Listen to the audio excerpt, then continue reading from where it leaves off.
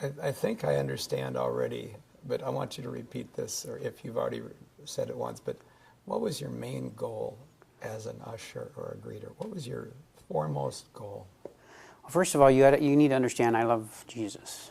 Yes. Tremendously love Jesus. He's done more for me than I can ever even thank him for, yes. And you know that. And I wanted other people to experience that. And so that's my motivation there, is to make sure that anybody that comes through those doors, if they didn't know Jesus, would get to know him. You know, one way or another, would get to know my Jesus. And so that was so important to me. And that was probably my focal point of why I would try to make sure that I made that extra effort to remember their name. I didn't do it just to try to impress anybody. I did it more for the Lord. I didn't do it for myself. I didn't do it for any other reason than to want people to be able to have a positive experience once they got through those doors and feel like they really were welcome there. Which is, I think, exactly what Jesus would do if he was sitting or standing out. I think he would do the same thing. I would hope so. We know he would. And I don't want to compare myself to Jesus, but he did give me a passion for that, and I thank him for that. Why do you feel ushering and greeting is so important to do it the right way for a given church?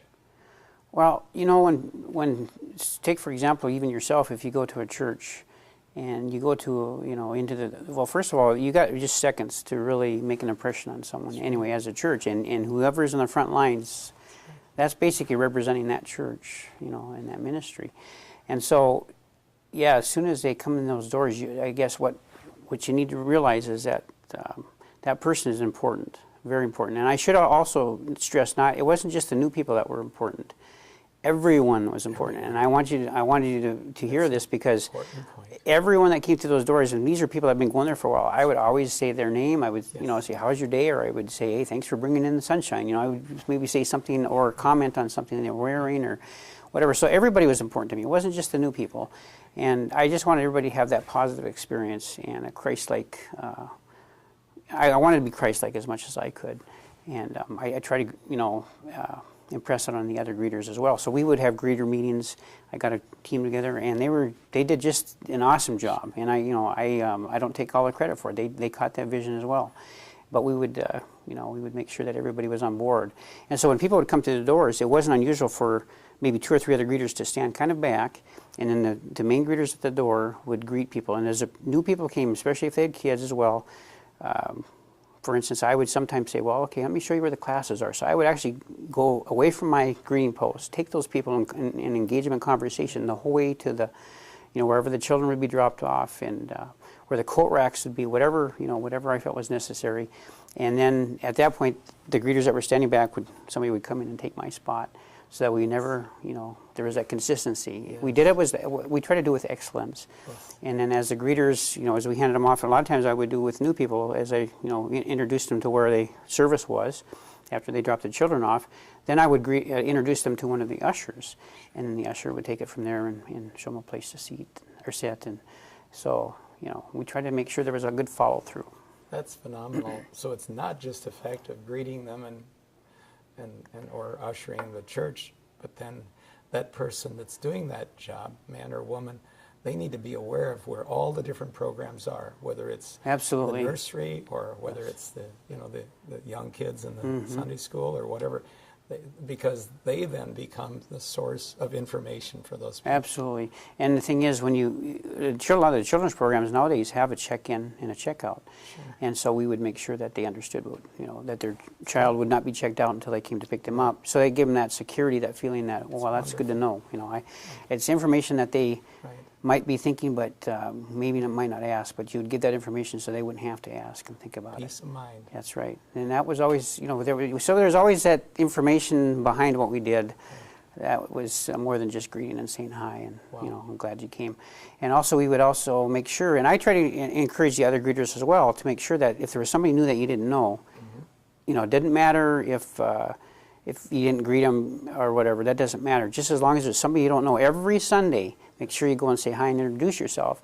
And so we try to make that a given, that we would take time after the service and go up to somebody we hadn't met yet or didn't know, and just engage them in conversation and always thank them for coming. And then the main greeters that were there in the service when it would start, when these people would leave, or actually when any of our congregation left, we'd say, thanks for coming, have a wonderful day. And we would, whatever, some comments or anything that would encourage them and try to brighten their day as they left as well. That's wonderful. So there's a lot of follow through there. Earlier, I think the word sunshine came up. And maybe I'm wrong, but was there this crazy guy that looked like me that used to call you Sunshine? Oh, there was, yes. I think I did that. I think I did that. And I had forgotten it. But you see, when I thought, sunshine warms you up. Mm-hmm. It brightens up your day. And that's what that was your nickname. For me, yeah. I said, hi, Sunshine. It's interesting you mention that, because even when people come through the doors, a lot of the greeters had a hard time at first saying, well, what do I say to people? How do I engage them in conversation?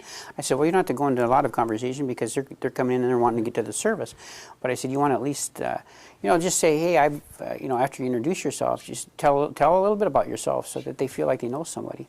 And it wasn't unusual many times when people would come back, the second and third and fourth time, they'd always wave at me or always make a point to come and say hi to me, and it made me realize. And of course, I always used their name every time they came through the doors as well, and it made me realize how much that meant to them. And of course, this is something that's kind of a side note, but my wife actually worked at the church a few of those years, sure. And she says, Dennis, I don't know if you realize this, but she said the cards that we get in the offering, which is people that have been there. Sure.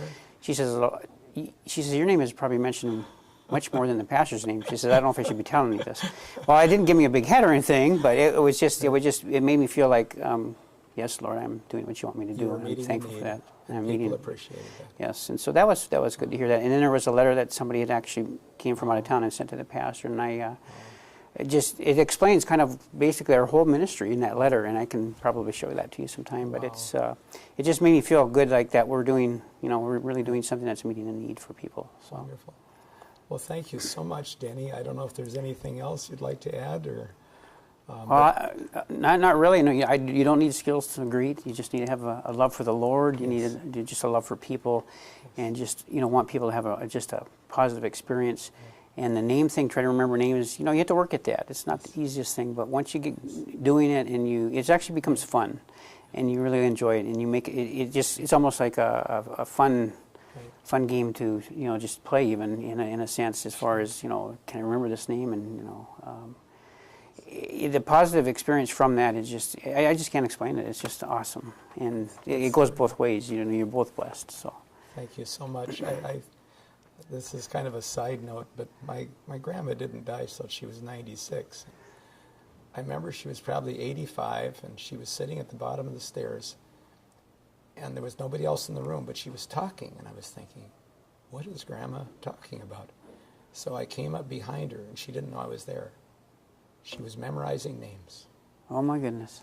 Memorizing names. She knew the importance of names. Yes. Yes. Jesus is the sweetest name that I know, and then everybody else's, your own name is the second sweetest name. Wow. So I've always remembered that, yes. And I was told that long time ago, and I always realized that your name is very important to not only you, but to other people as well. So. That's neat. Thank you so much, Denny. You're welcome. Thank you.